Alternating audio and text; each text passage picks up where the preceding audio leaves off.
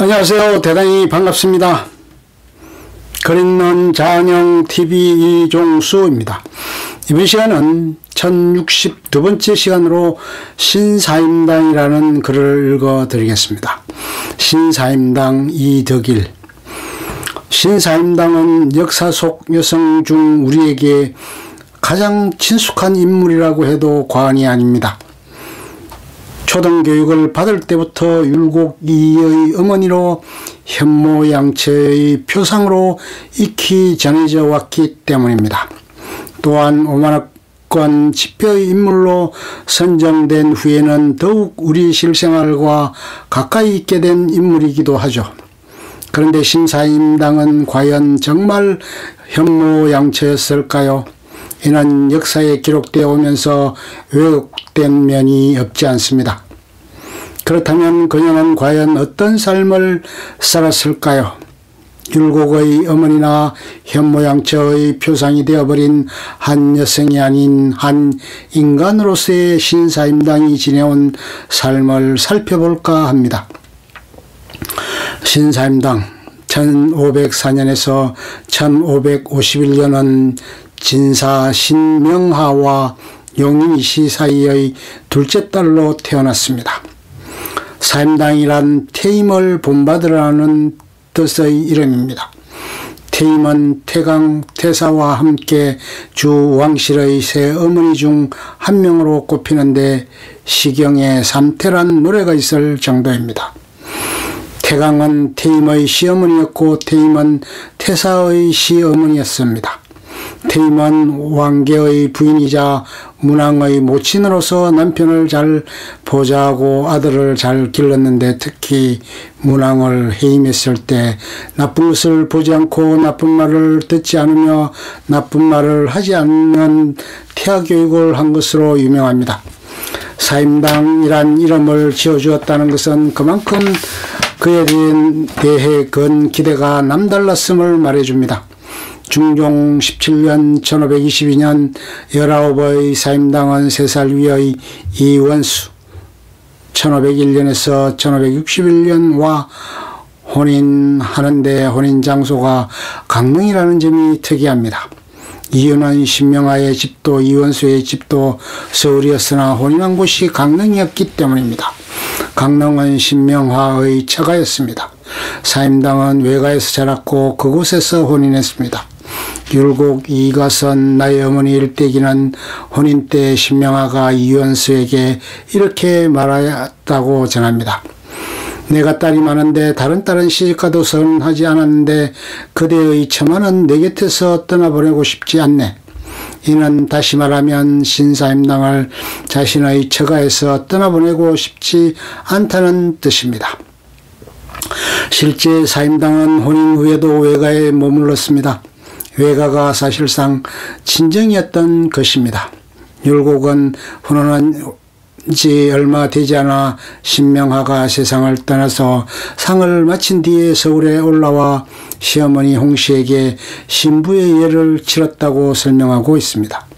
사임당은 혼인한 지 3년이 지난 후 시어머니 얼굴을 처음 보았던 것입니다. 시집간 딸이 부친의 3년상을 치른 극히 드문 사례였습니다. 신사임당은 자신의 훗날 현모양처의 전형으로 여겨질 줄은 상상도 못했을 것입니다.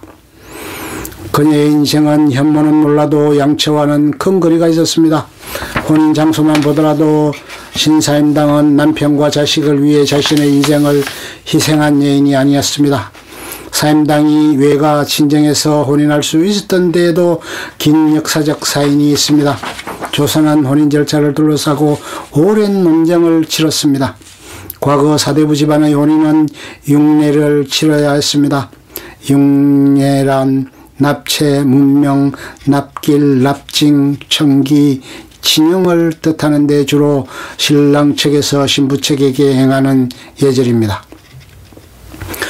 납체는 신부 측에서 신랑 측의 혼인 제의를 받아들이는 절차이고 문명은 신랑 측에서 신부 어머니의 성명을 묻는 순서입니다. 납징은 폐물을 주는 절차이고 청기는 신부 측의 혼인 날짜를 정해줄 것을 요청하는 순서입니다. 6번째 친형은 신랑이 신부집에 가서 신부를 맞이하는 의식으로서 현재의 혼인식이 여기에 해당합니다.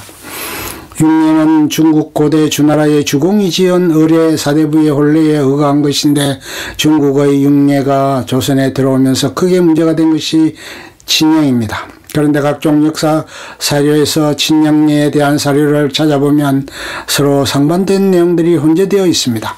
신랑이 신부의 집에 가서 혼인식을 치르고 한동안 신부 집에 기거하는 것이 친형이란 기술도 있고, 신랑이 신부 집에 가서 신부를 데려와 신랑 집에서 혼인식을 치르고 사는 것이란 기술도 있습니다.